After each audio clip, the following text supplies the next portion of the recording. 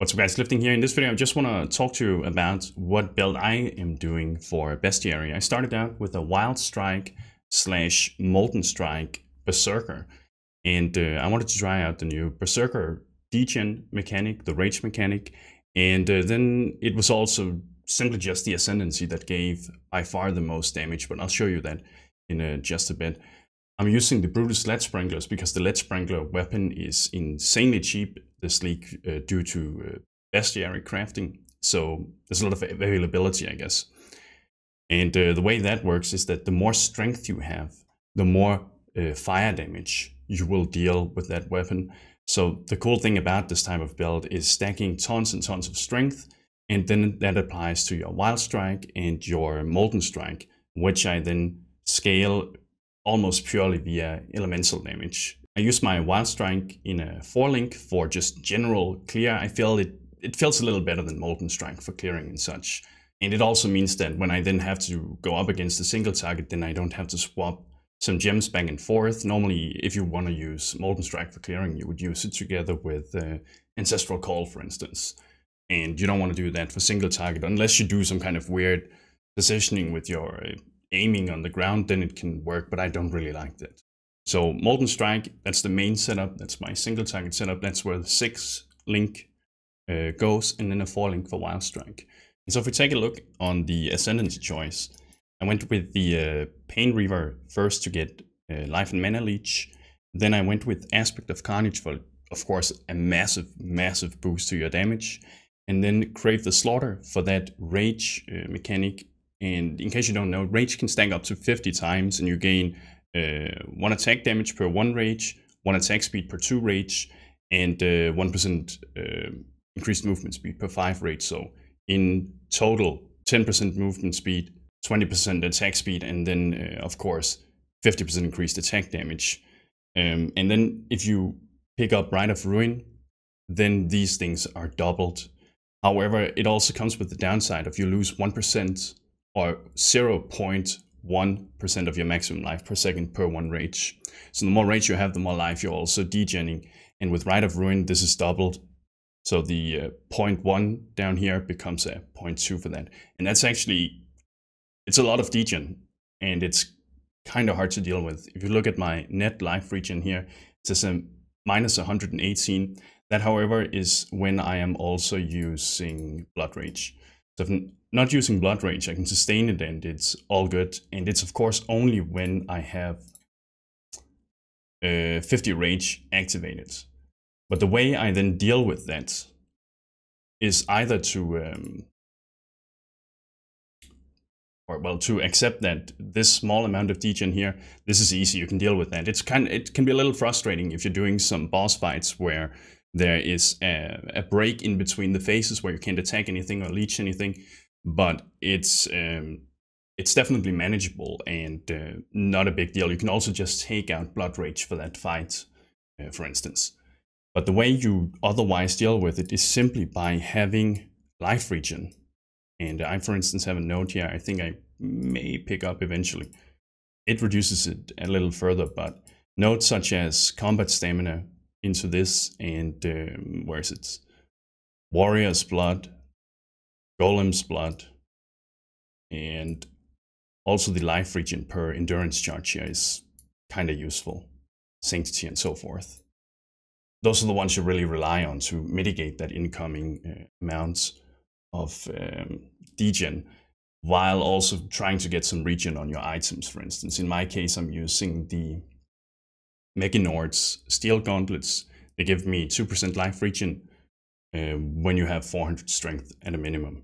And it gives you that plus 100 strength too, which is great for the damage of this type of build because of the Brutus lead sprinklers. Now, if we go back to the tree again, I have compared the Berserker to the Chieftain, the Juggernaut, the Champion, and the Raider too. And if you want absolute max damage, and it does deal a significant amount more of damage, then the Berserker is by far the strongest choice. If we take a look at the damage we have right now, this is set up with, in our calcs with 50 rage stacks, right? if we were to turn off Crave the Slaughter, or this range here, you can see we go from 462 to 725. That's one of the biggest increases you can get on any of the ascendancies. And then together with Aspect of Carnage, of course, that is pretty significant. That said, if I were playing hardcore this league, I would probably have gone for the Chieftain. The Chieftain has a very nice mix of providing Fire Leech. Let's see, is this one here? Yeah, Fire Leech and Endurance Charge generation. And then it just in general have, you know, fire damage on some of the nodes. It has life regen. And there is also the Tauhoer 10% increased strength. And that's of course very nice when you're stacking the damage too. The Chieftain has less damage though than the Berserker, quite a lot less. I think it's at least 200,000 away or something like that. But that would still be more than enough damage to do all the type of content you want to do, and you're going to feel much safer, and you're going to, let's say you're doing Uberlab farming. This here would be amazing. You'd need to find some kind of mana leech source, but that should be pretty easy. If you're doing the same tree, you could simply pick up this one node or go down here or something like that. The Juggernaut is also a pretty good choice for it. There is one issue with the Juggernaut though, and that is if you're playing the Juggernaut Ascendancy, the first thing you get excited about is of course the tankiness of like unflinching and unrelenting and such. But then the next few points you need to spend, if undeniable, the accuracy rating can be nice. If you're going for an accuracy rated build, you can definitely make that work, and you will also gain accuracy rating equal to your strength. So you kind of double dip on that, right? Unstoppable is okay too, but unyielding is what people are kind of excited about too, because you get 5% increased damage per endurance charge and 5% increased area of effect per endurance charge, and then you know the chance to gain an endurance charge and such on stun. But the problem is here that the 5% increased area of effect per endurance charge, while it may slightly increase like the explosion area of the Molten Strike balls, it also makes it so that the projectiles travel further apart, meaning that there will be less overlap with more area of effect in the skill tree. It's for the same reason that I have no area of effect nodes either. You will actually get less damage by doing so, unless it's like a target with an insanely huge hitbox. Another thing it also leads to as a negative thing is that with the increased area of effect and them traveling further, that means something like point blank down here, which is a pretty big damage boost in general. That will deal less or give you less damage because the projectiles travel further, and that reduces the amount of damage. So the Juggernaut is okay, but I don't think it's the optimal choice for it. The Champion is a pretty good choice too, and you would simply go for Worthy Foe for the taunt and damage multiplier, into Conqueror of course, and then probably Unstoppable Hero and Fortitude for the Fortify. You could also go for First to Strike, Last to Fall for Adrenaline, which is a pretty big damage boost, but it's still significantly less than what you're able to achieve on the Berserker. Now the nice thing about the Champion is of course that you pretty much gain that Resolute technique, 100% chance to hit. And that means you don't have to use this, and you can use Elemental Overload. In my case, I'm simply doing it a little different to solve these issues. I use the Lyco Shield, so I always hit anyway, and that allows me to not use Resolute technique, and then go for Elemental Load or Elemental Overloads. And so, in my case, I feel like you get more bang for the buck as the Berserker, because it allows you to get more damage, since it isn't necessary anyway with the Worthy Foe down here. However, the Champion is an excellent budget choice, because the Lyco Shield is pretty expensive right now, and you won't need that with the Champion, obviously. And it would allow you to use like another really good shield if you could find that. And then finally for the Raider, there isn't that much to say about it, to be honest. It's pretty much like it was before. You get a pretty nice amount of damage from the Raider. You get a lot of attack speed, and you scale the frenzy charges very well. I don't really feel like it fits my skill tree too well. It costs a little too many points to get around the necessary frenzy charges that I want. I know it's just like 3 points here and 2 here, but when I'm playing a ranger, I feel bad if I don't pick up the last one. And just in general, I felt I could make it a little more effective by going this way. So The Raider is a really good choice. It's just not as good as the other ones. And if you want maximum damage, Berserker, uncontested, or if you want like the most balanced version and best, in my opinion, Uberlap Farmer, or if you're just playing hardcore, then definitely the Chieftain. So quickly about the skill tree, you may think it looks a little weird with the strength nodes and such here instead of branching into this and that, but again, it's because we're using the Brutus Lead Sprinkler, and the more strength we have, the more damage we gain. And you can see a single strength node, a 10 plus strength node, gives us 1.3 damage by itself. So that's rather effective. Now, if we compare that to the elemental damage node over here, that gives us 1.32, but with strength, we also get that small amount of life, right? So it makes it a little more efficient. I'm going up for elemental overload for a massive multiplier. The strength node, of course, might. I'm not picking Resolute Technique, although I used that while leveling until I got my Lyco shield. I'm using a Lava Lash, of course, that's a major damage boost.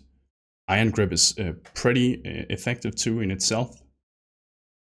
Point Blank, a big damage boost too. Depends on how far your projectiles are traveling. Go into Fury Bolt for the strength here and branch into out of the Gladiator for Master of the Arena.